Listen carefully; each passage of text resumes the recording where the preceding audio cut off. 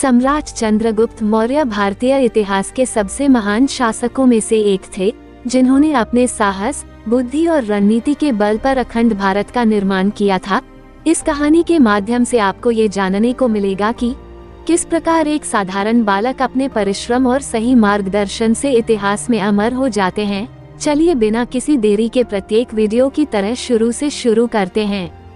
चंद्रगुप्त मौर्य का जन्म लगभग 340 ईस्वी पूर्व हुआ था, लेकिन उनके जन्म के कुछ ही दिनों बाद उनके पिता की मृत्यु हो गया, जिसके बाद उनकी माता ने उनका पालन पोषण किया।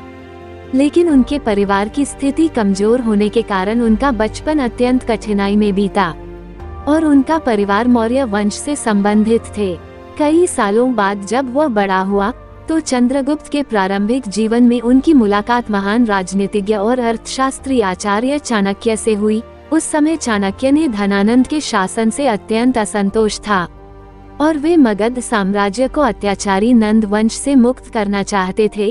चाणक्य ने चंद्रगुप्त में अद्वितीय नेतृत्व क्षमता और साहस देखा। उन्होंने चंद्रगुप्त को प्रशिक्षित किया और उन्हें एक कुशल योद्धा और नेता बनाया। इसके बाद चाणक्य और चंद्रगुप्त ने मिलकर नंद वंश को उखाड़ फेंकने की योजना बनाई और यह कार्य आसान नहीं था, क्योंकि नंद साम्राज्य उस समय अत्यंत शक्तिशाली था। लेकिन चाणक्य की नीति और चंद्रगुप्त के साहस के बल पर यह असंभव कार्य संभव हुआ। उन्होंने सबसे पहले जन समर्थन जुटाया और एक मजबूत सेना का निर्माण किया। चाणक्य ने अपने कूटनीतिक कौशल और चंद्रगुप्त ने अपने युद्ध कौशल के माध्यम से धनानंद को हराया और मगध साम्राज्य पर अधिकार कर लिया और इसके बाद वो मौर्य साम्राज्य की स्थापना की।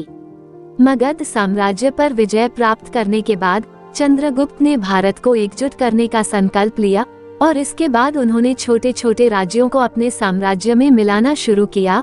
और इसी बीच उनका सामना सिकंदर के सबसे बड़ा सेनापति सेल्यूकस निकेटर के साथ हुआ।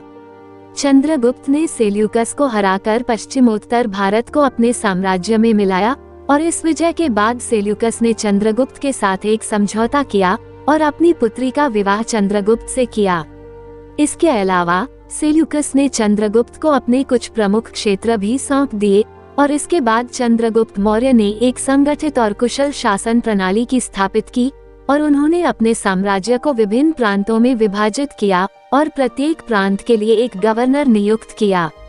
और इसके बाद आचार्य चाणक्य ने अर्थशास्त्र नामक एक ग्रंथ लिखा, जिसमें शासन प्रणाली, कर संग्रह और कूटनीति की विस्तार से चर्चा की गई है, जिसके कारण ये ग्रंथ मौर्य शासन की आधारशिला बना और चंद्रगुप्त का शासन प्रजा के लिए न्यायप्रिय और कल्याणकारी था।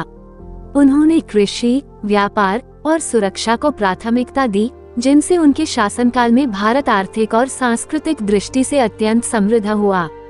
इसके बाद चंद्रगुप्त मौर्य ने अपने जीवन के अंतिम वर्षों में जैन धर्म को अपना लिया और उन्होंने संन्यास ले लिया। वे अपने जीवन की अंतिम अवधि में कर्नाटक के श्रवणबेलगोला चले गए और वहीं उन्होंने समाधि ले ली।